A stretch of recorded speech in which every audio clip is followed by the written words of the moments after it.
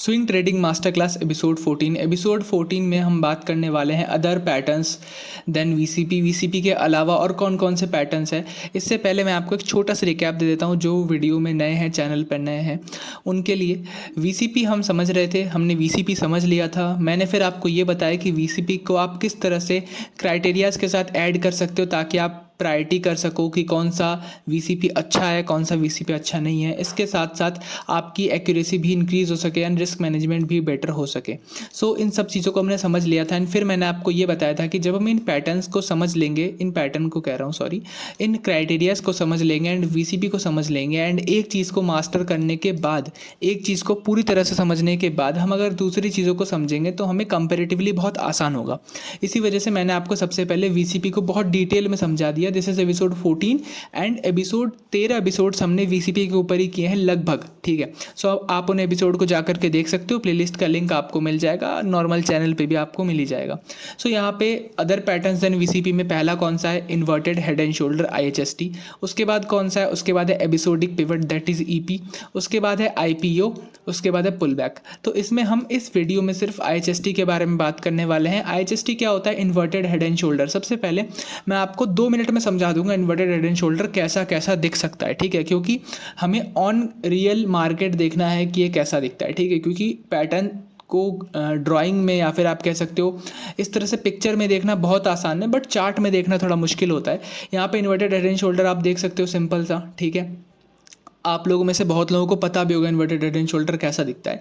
कुछ वैसे inverted head and shoulder दिखाता हूँ जो लोग नहीं मानते इन्वर्टेड हेड एंड शोल्डर है, बट वो होते हैं। देखो, हमें पैटर्न पे फोकस नहीं करना, हमें ये नहीं आइडेंटिफाई करना कि ये वाला इन्वर्टेड हेड एंड शोल्डर है या नहीं है। हमें ये आइडेंटिफाई करना है इज दिस अ ट्रेडेबल और नॉट, ठीक है। हमारा फोकस क्या होना चाहिए, हमारा फोकस ये होना चाहिए कि चाहे वो वीसीपी हो, चाहे वो इन्वर्टेड हेड एंड शोल्डर हो, या चाहे इनमें से वो कोई भी हो, अगर वो ट्रेडेबल है तो क्यों है, और नहीं है तो क्यों नहीं है, वो कौन सा पैटर्न है, या फिर वो पैटर्न में क्या होना चाहिए था, क्या नहीं होना चाहिए था, वो हम ट्रेडेबल बेसिस पे बात करेंगे। अगर वो ट्रेडेबल होगा तो, अगर वो ट्रेडेबल ही नहीं है तो हम उस पर बात ही नहीं करेंगे, चाहे वो कितना भी अच्छा इन्वर्टेड हेड एंड शोल्डर हो, ठीक है। फॉर एन एग्जांपल, अगर मान लो ये इन्वर्टेड हेड एंड शोल्डर है, लेकिन मैं कहूँगा मैं इसे ट्रेड नहीं करूँगा, चाहे वो कितना भी अच्छा, कितना भी क्लीन दिख रहा हो। क्यों? क्योंकि आप देखो यहाँ पे स्टॉप लॉस कितना बड़ा आएगा मेरा। ये मेरा स्टॉप लॉस मैं मानता हूँ एग्जाम्पल 7%। तो आप कहोगे यार 7% का स्टॉप लॉस, जो मेरी वीडियोस को पहली बार देख रहे हो आप कहोगे यार 7% का स्टॉप लॉस तो हम दे सकते हैं, लेकिन स्विंग ट्रेडिंग में मेरा लिमिट ही 4% का है, ठीक है, जो मैंने पहले भी बहुत बार एक्सप्लेन किया हुआ है, मैं उसे वापस एक्सप्लेन नहीं करूँगा, ठीक है। इस केस में क्या करूँगा, मैं सबसे पहले अपने रिस्क मैनेजमेंट पर ध्यान दूंगा और इसे छोड़ दूंगा, क्योंकि मेरे पास बहुत सारे ऑप्शन आएंगे। मेरे पास ये एक ट्रेड अगर छूट गया तो हो सकता है ये ट्रेड बहुत चल जाएगा, बहुत चल जाएगा। कितना चल जाएगा? हो सकता है कि ये ट्रेड मुझे 10% या 5% PF इम्पैक्ट दे दे, तो क्या दिक्कत है, मेरा 5% PF इम्पैक्ट चला गया, बट मैंने रूल्स को फॉलो किया, ठीक है। This is the thing and there are many more types just like this inverted head and shoulder on trend line. ये जो टी एन लास्ट में, ये ट्रेंड लाइन है, मतलब ये स्ट्रेट नहीं है, ये ट्रेंड लाइन पे है, तो ये inverted head and shoulder on trend line, ठीक है।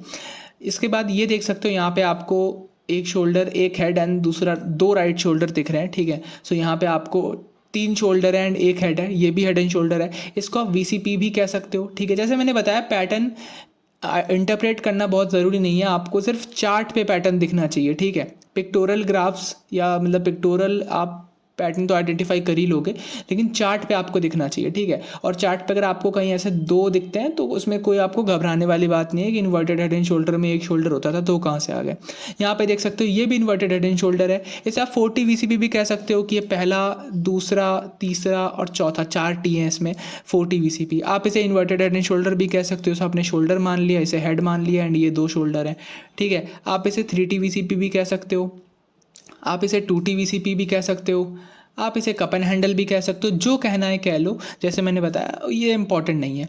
इसके बाद यहाँ पे देखो 2 लेफ्ट शोल्डर हैं, 2 राइट शोल्डर है और एक हेड है, ठीक है। आप इसे कुछ भी कह लो, उससे मतलब नहीं है, ये भी ट्रेडेबल है, ठीक है। अब यहाँ पे देख सकते हो, इसमें जो हेड शोल्डर बन रहा है साइड वाला, ये कितना छोटा है, और जितना छोटा शोल्डर इतना हमारे लिए फ़ायदेमंद। ये कितना बड़ा है, इसलिए मैंने आपको बोला ये वाला जो है उतना फेवरेबल नहीं होगा मेरे लिए। अब आप बोलोगे कि यार जितना छोटा शोल्डर उतना फेवरेबल क्यों? इसका एक सिंपल रीज़न मैं आपको बताता हूँ। जितना छोटा शोल्डर होगा हमारा स्टॉप लॉस शोल्डर के नीचे आएगा, जो लेटेस्ट शोल्डर होगा, लास्ट शोल्डर, उसके नीचे आएगा। एंड जितना छोटा शोल्डर उतना छोटा स्टॉप लॉस, जितना छोटा स्टॉप लॉस उतना ज़्यादा पोजीशन साइज़, और जितना ज़्यादा पोजीशन साइज़ अगर वो स्टॉक चल गया तो उतना ज़्यादा पीएफ इम्पैक्ट। ठीक है, सो इसी वजह से मैं छोटे शोल्डर्स को ज़्यादा प्रायोरिटी देता हूँ। सो यहाँ पे मैं चलता हूँ। अब यहाँ पे देखते हैं थोड़ा सा कि स्टॉक्स में कैसा दिखता है। जो भी स्टॉक्स में डिस्कस कर रहा हूँ ये कोई रिकमेंडेशन नहीं है, ये ऑलरेडी चल चुके हैं या ऑलरेडी इनका काम हो चुका है। ठीक है, नए पैटर्न्स आइडेंटिफाई करने की कोशिश करो।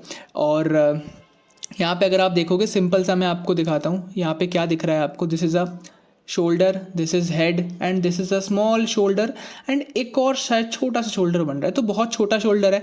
अब यहाँ पे बहुत छोटा शोल्डर है तो क्या मैंने बताया था कि मैं ट्रेड लेने वाला हूँ। ठीक है, अब यहाँ पे देखो, आप बहुत लोग बोलेंगे यार बहुत ही ज़्यादा छोटा शोल्डर है। ठीक है, एक कंसिडरेबल मतलब वाइड तो होना चाहिए ना, कि यार अब मैं अगर बोलूँगा कि यार ऐसे ऐसे वीसीपी बन गया है, ठीक है, तो क्या ये वीसीपी होगी? हाँ वीसीपी है, लेकिन ये ट्रेडेबल नहीं है। इतना छोटा यार कोई मैटर नहीं करता, थोड़ा सा एक दिखना तो चाहिए, मतलब इन सिंपल वर्ड्स आंखों से दिखना तो चाहिए। ठीक है, ये नहीं कि आप 1 मिनट टाइम फ्रेम पे जाके देख रहे हो हाँ वीसीपी है, इसका मतलब हम इसे डेली में ट्रेड कर सकते हैं। डेली पे अगर ये हेड एंड शोल्डर बना रहा है तो शोल्डर हमें दिखना चाहिए। यहाँ पे शोल्डर उतना ज़्यादा दिख नहीं रहा है। ठीक है, हाँ ये बात आपकी सही है। जिन्होंने भी ये बात थोड़ा सा भी सोचा, आप बिल्कुल सही हो। ठीक है, लेकिन यहाँ पे एक और चीज़ देखनी होगी। अगर मैं थोड़ा सा आपको जूम करता हूँ यहाँ पे, तो आप इतने पार्ट में देखो। देखो मैं एक चीज़ आपको बताता हूँ, आप ना 3 चीज़ें किया करो। सबसे पहली चीज़ तो आपने ये पैटर्न आइडेंटिफाई कर लिया। अब इस पैटर्न को आपको समझना है। आप इन चीज़ों से मैच करोगे, जो मैंने आपको 10 चीज़ें बताई हैं, ठीक है, वो pattern, area of interest, pivot level, वो सब तो मैच करोगे, दैट्स वेरी गुड। लेकिन उसके साथ एक और चीज़ किया करो, आप बस इसे बीच में से एक लाइन बना दिया करो, इमेजिनरी लाइन। ठीक है, हर एक चार्ट में बनाते मत रहना। एंड उसके बाद एक और यहाँ पे लाइन बना दिया करो इस तरह से। ठीक है, अब यहाँ पे जो है क्या इंपॉर्टेंट है, यहाँ पे सबसे पहले तो आपका ये वाला पार्ट बहुत इंपॉर्टेंट है। ठीक है, ये वाला मतलब कि ये वाला पार्ट बहुत इंपॉर्टेंट है। इसके साथ आपका ये वाला पूरा पार्ट इंपॉर्टेंट है, मतलब द राइट साइड। एक सेकंड, ये ज़्यादा कॉम्प्लेक्स हो रहा है, मैं और सिंपल बताता हूँ। जस्ट आप पहले ये लाइन बनाया करो। ठीक है, क्योंकि ये हॉरिजॉन्टल वाला तो आप इस 10 में भी कवर कर लोगे। ये वाला लाइन बनाया करो। अब इसका जो लेफ्ट साइड है, इसमें आपको सिर्फ ये देखना है कि क्लीन है या नहीं है। ठीक है, या इसमें थर्स्ट पावर है या नहीं है, ये सब कुछ जो मैंने आपको यहाँ बताया था। Right side of the base is very important. Right side of the base आपको थोड़ा अच्छा दिखना चाहिए। अगर लेफ्ट साइड में थोड़ा सा चॉपीनेस है, ठीक है, थोड़ा सा अगर मान लो लिनियरिटी कम है या फिर क्लीनिनेस कम है थोड़ा सा, तो चलेगा। लेकिन left side of the base, sorry right side of the base आपको बिल्कुल अच्छा चाहिए, बिल्कुल बेस्ट चाहिए।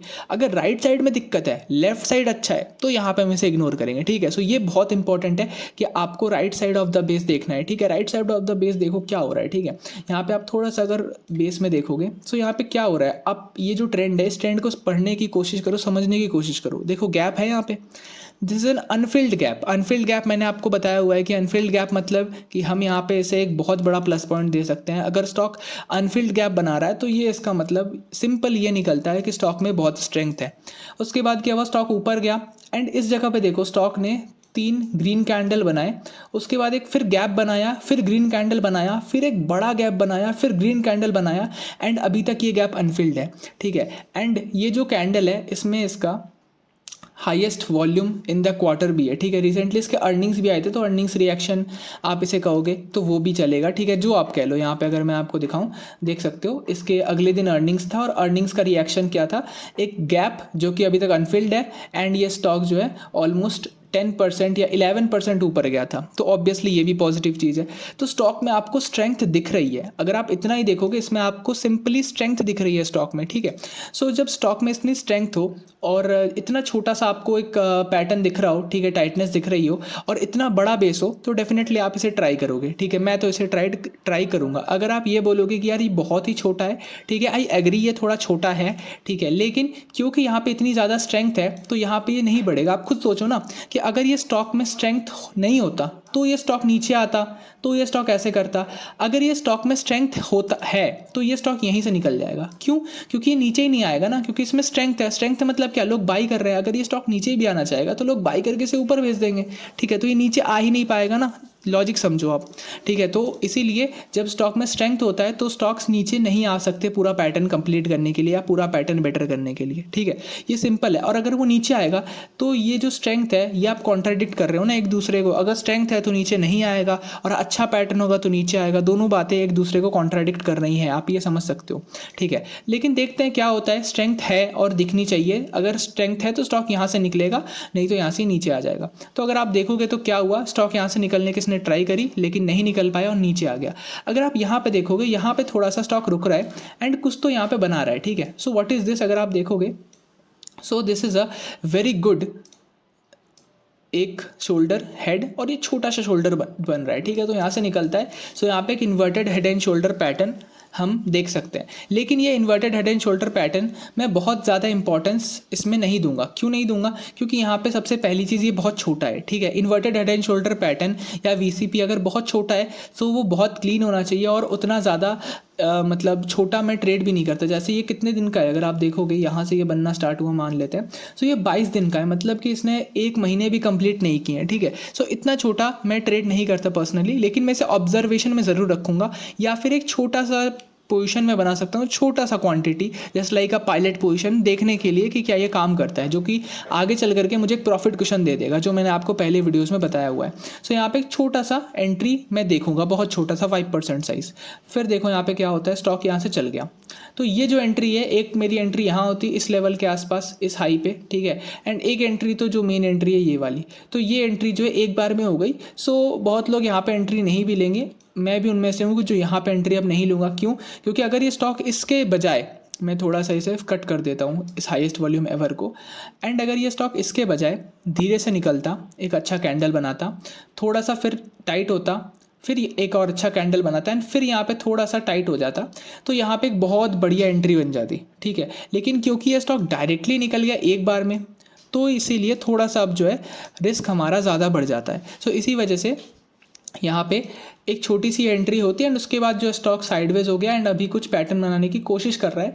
थोड़ा सा अब ज़्यादा चॉपी लग रहा है मुझे, ये प्राइस एक्शन मुझे इतनी ज़्यादा पसंद नहीं आ रही है। क्यों? क्योंकि देखो आप विक्स देखो, ऊपर के साइड विक्स बन रहे हैं, एंड जब ऊपर के साइड विक्स बनते हैं तो इसका मतलब अभी भी बहुत सारा सेलिंग प्रेशर ऊपर वेट कर रहा है, ओवरहेड सप्लाई ऊपर वेट कर रही है। हो सकता है ये स्टॉक थोड़ा सा ऊपर नीचे करे या थोड़ा टाइट हो, तो बाद में से देखेंगे। फिलहाल के लिए तो अभी ये ब्रेकआउट के बाद वहीं पे है, ठीक है। अगेन मैं बता रहा हूँ, कोई रिकमेंडेशन नहीं है। सो ये इस तरह से आप जो है एक इन्वर्टेड हेड एंड शोल्डर को देखते हो, ठीक है। अच्छे से देखना क्या होता है, ये अच्छे से देखना होता है, ठीक है। ये तो भाई सब कर लेगा, आप इस चीज़ को समझो कि ये चीज़ तो कोई भी कर लेगा ना, इस तरह से कोई भी कर लेगा। लेकिन ट्रेड कैसे करना है, जैसे मैंने बताया कि मैं यहाँ पे नहीं एंटर करता, मैं अगर एंटर करता तो यहाँ एंटर करता छोटे साइज से, यहाँ नहीं करता। क्यों? क्योंकि जब मुझे दिख रहा है कि स्टॉक ऑलरेडी यहाँ पे कितना चल चुका है, आप इस कैंडल को देखो, दिस इज 17% कैंडल, ये 17% चल चुका है, एंड ये ब्रेकआउट लेवल को ब्रेक कर चुका है। सो आपको लगता है ये अगले दिन भी 20% चल जाएगा? No, obviously. अगर यहाँ पे ये टाइटनेस होती तो मैं एक्सपेक्ट कर सकता हूँ कि स्टॉक चल जाएगा, ठीक है। जैसे ये this is the basic concept कि कोई स्टॉक लगातार 20% नहीं चलेगा। अगर उसे 20% सर्किट में भी चलना होगा तो वो पहले क्या करेगा, 17-18% का कैंडल बनाएगा, थोड़ा सा टाइट होगा 2-3 दिन के लिए, फिर 17-18% का कैंडल, फिर 2-3 दिन के लिए टाइट होगा, फिर चलेगा, इस तरह से चलेगा ना। That is the very basic thing. तो ये वही कर रहा है कि ये 17% चलने के बाद थोड़ा टाइटनेस हो रही है इसमें। खैर, यहाँ पे आगे समझते हैं। यहाँ पे देख सकते हो ये एक और पैटर्न है, ठीक है। यहाँ पे छोटा सा again inverted head and shoulder बनाए, ठीक है, बन रहा है ऑब्वियसली। एंड क्या इसमें ट्रेड हो पाता, क्या मैं इसमें ट्रेड लेता? तो मैं इसमें नहीं लेता ट्रेड। क्यों? क्योंकि ये मुझे बहुत क्लीन नहीं दिख रहा, ठीक है। यहाँ पे बहुत क्लियर नहीं है। ये जो शोल्डर है ये बहुत ही बड़ा है, ठीक है। हेड जो है वो शोल्डर के विड्थ से छोटा है, ठीक है। ये सब चीज़ें मुझे थोड़ा सा मैटर करती है अगर ये छोटा है तो। अगर ये बहुत बड़ा है, जैसे यहाँ पे ममता में ये बहुत बड़ा था, तो ये मैटर नहीं करता कि ये शोल्डर कितना वाइड है, ये कितना वाइड है, ठीक है। लेकिन इसमें मुझे क्लैरिटी चाहिए, ठीक है। हाँ, आप मेज़र करते मत रहना, ठीक है। आपको देख के ही पता चल रहा है कि यार अगर ये शोल्डर बनाए तो थोड़ा सा और बड़ा हेड बनना चाहिए था, ठीक है।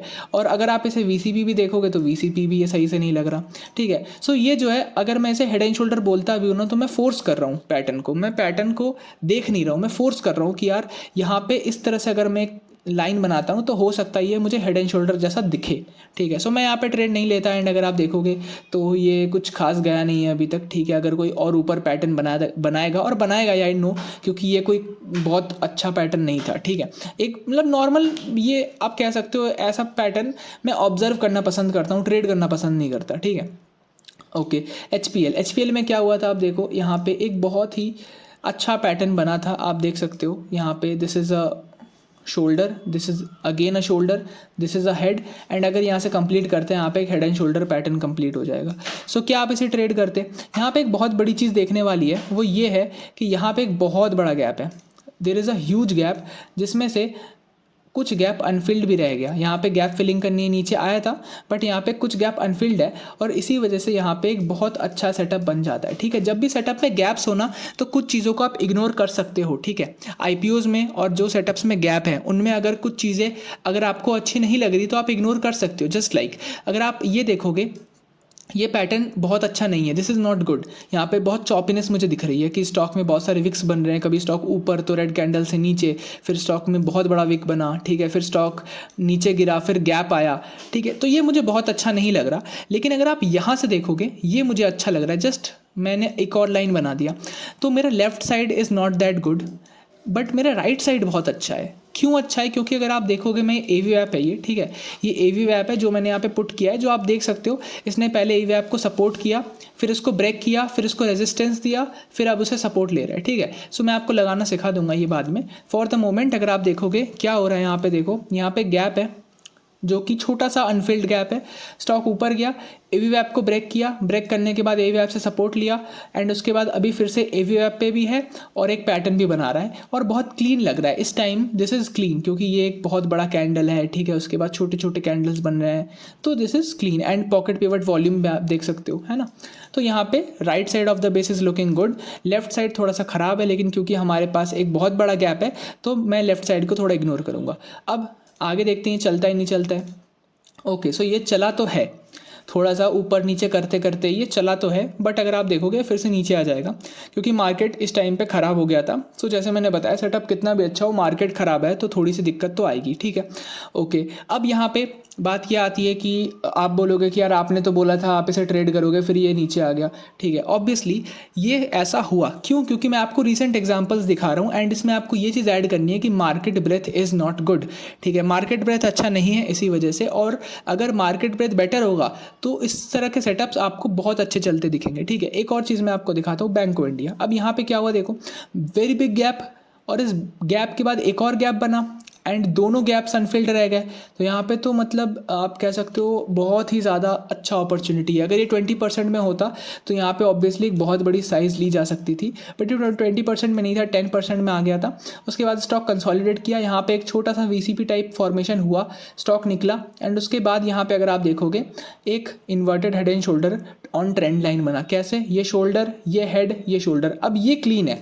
क्यों क्लीन है? क्योंकि देखो शोल्डर भी सही लग रहा है, छोटा सा है, हेड भी एक सही तरह से बना है। अब अगर यहाँ पे विक्स होते, मान लो कि इसमें इस तरह से एक विक बन गया है, ठीक है, जस्ट ओके, फिर मान लो इसने इस तरह से एक विक बना दिया, इसने इस तरह से ऊपर विक बना दिया, यहाँ पे एक विक बना दिया, तो ये डर्टी हो जाता, तो ये चॉपी बोलता मैं।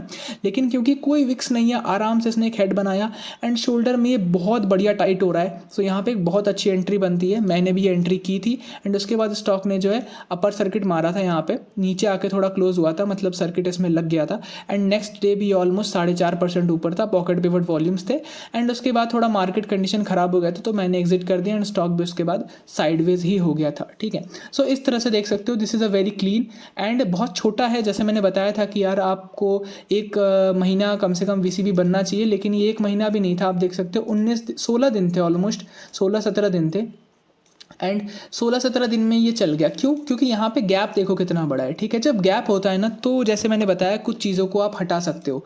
ठीक है, डिजिटाइड सेम चीज़ आप देखो, आईपीओ है, मैंने क्या बताया, गैप हो या आईपीओ हो, अगर थोड़ा बहुत कुछ चीज़ें आपको मैच नहीं कर रही, थोड़ा सा आपको लग रहा है कि चॉपी है, आप करो, वो काम करेगा। क्यों करेगा? क्योंकि वो आईपीओ है, वो गैप है, उसमें स्ट्रेंथ है। यहाँ पे देखो दिस इज आईपीओ, क्या है, बहुत सिंपल आपको दिख रहा होगा, this is a inverted head and shoulder. ठीक है, एंड उसके बाद क्या हुआ आप देख सकते हो, अगर मैं प्ले करता हूँ, यहाँ पे स्टॉक गया और ऊपर जाते गया, एंड अभी स्टॉक यहाँ पे है। ठीक है, ज़्यादा ऊपर नहीं गया लेकिन डिसेंटली ये ऊपर गया है। ठीक है, और मार्केट कंडीशंस ख़राब है, उसमें काम कर रहा है। ठीक है, तो मार्केट कंडीशन अच्छा होगा तो क्या होगा, अगेन यहाँ पे एक बहुत बड़ा बेस है। अब जैसे मैंने बताया बहुत बड़ा बेस है, तो आप फिर ये नहीं देखोगे, आप मुझे ये नहीं बोलना कि फिर यार देखो ये तो चॉपी हो रहा है, देखो ऊपर नीचे कर रहा है। ये तो बहुत बड़ा बेस है, इसमें तो करेगा ही ऊपर नीचे, आपको कोई इतना बड़ा बेस इस तरह से क्लियर पैटर्न बनाता हुआ नहीं दिखेगा। लेकिन अगर मैं इसमें एक लाइन बना दूँ तो the left side of the base is choppy. ऊपर नीचे, फिर यहाँ पे देखो कच कच कच कच कितना हुआ, फिर नीचे, फिर ऊपर। लेकिन the left side of the base is clean. अगर आप इसको थोड़ा छोड़ दो, ठीक है, ये वाला तो इस दिन सारे स्टॉक्स ही बहुत गिरे थे, ठीक है, ये भी बहुत ख़राब तरीके से गिरा था। लेकिन अगर आप right side of the base में थोड़ा फोकस करो तो आपको क्या दिखता है, यहाँ पे आपको एक गैप दिखेगा, which is an Anfield gap. Gap up होने के बाद स्टॉक चला, एंड स्टॉक चलने के बाद स्टॉक ने यहाँ पे highest volume in the year भी दिया, which is also very good. And उसके बाद highest volume in the year देने के बाद स्टॉक नीचे नहीं आ रहा, स्टॉक साइडवेज हो गया। देखो, जब भी स्टॉक बहुत बड़ा वॉल्यूम देता है ना, तो हो सकता है, या बहुत बड़ा कैंडल बनाता है तो हो सकता है स्टॉक नीचे आ जाए, जस्ट लाइक दिस, कि यहाँ पे स्टॉक ऊपर गया नीचे आ गया, मतलब इन कैंडल्स में स्ट्रेंथ नहीं थी। और ये देखो, ये कैंडल से ऊपर गया और नीचे नहीं आया, मतलब इस कैंडल में स्ट्रेंथ थी, ठीक है। So this is the strength. अगर स्टॉक ऊपर जाके नीचे आ रहा है, मतलब कि इस पुश में जो भी बायर्स थे उनमें स्ट्रेंथ नहीं थी, और अगर वो स्टॉक ऊपर जाके वहीं पे कंसोलिडेट कर रहा है, इसका मतलब ये जो पुश जिसने भी किया उसमें स्ट्रेंथ है, और वो उस स्टॉक को ऊपर होल्ड करके रख रहा है, जस्ट लाइक दिस, ठीक है। अब यहाँ पे क्या होता है, आगे स्टॉक ने ब्रेकआउट दिया विथ वेरी गुड वॉल्यूम। उसके बाद क्या हुआ, आप देखो, स्टॉक धीरे धीरे जो है वो ऊपर जाने लगा। एंड थोड़ा सा यहाँ पे जो है price action is not that good. मैं ऐसे कहूँगा कि प्राइस एक्शन बहुत बेटर नहीं है, लेकिन फिर भी ये स्टॉक धीरे धीरे ऊपर जा रहा है, क्योंकि आपको ये भी समझना ज़रूरी है कि मार्केट कंडीशंस भी अच्छे नहीं है। So these are all examples, ठीक है, यही एग्जाम्पल्स हैं। आपको मैंने सब दिखा दिया कि आपको किस तरह से देखना है, आपको गैप्स को कैसे प्रायोरिटी देनी है। अगर गैप है, देखो यहाँ पे तो गैप था, ठीक है, और left side of the base पे आपको कम फोकस करना है। Left side of the base थोड़ा चॉपी ही होता है। आपको right side of the base पे स्टडी करना है, क्या उसमें कोई गैप है, छोटा बड़ा गैप हो तो देखो, अनफिल्ड गैप है तो अच्छा पॉइंट है, ठीक है। चॉपीनेस राइट साइड में नहीं होनी चाहिए, जैसे मैंने आपको सभी चीज़ें बताया, ठीक है। सो यहाँ पे एंड करते हैं वीडियो को। इन चीज़ों को भी मिलाओ, आप इन चीज़ों को भी ऐड करोगे इसमें तो आपको और पता चलेगा और चीज़ों के बारे में, ठीक है। सो एंड करते हैं वीडियो को। नेक्स्ट वीडियो में बात करने वाले हैं ईपी आईपीओ के बारे में थोड़ा बहुत। खैर, इस वीडियो में भी मैंने ईपी आईपीओ ऐड कर ही दिया है। सो फिर भी एक और वीडियो में बात कर लेंगे, फिर पुल बैक के बारे में बात करेंगे, एंड उसके बाद जो है हम और भी एडवांस चीज़ों के बारे में बात करने वाले हैं। मैं एक नया सीरीज़ भी सोच रहा हूँ जिसमें मैं बैक टेस्ट करूँगा किस तरह से आप एक स्ट्रॉन्ग स्टॉक को, जो चलता ही रहता है, बहुत स्ट्रॉन्ग स्टॉक को ट्रेड कर सकते हो। बैक टेस्ट करेंगे कैसे इसमें एंट्रीज बन सकती थी। तो सब्सक्राइब करके रखना चैनल को। मिलते हैं किसी और वीडियो में, एंड नोट्स आपको नीचे मिल जाएंगे डिस्क्रिप्शन में। Thanks for watching.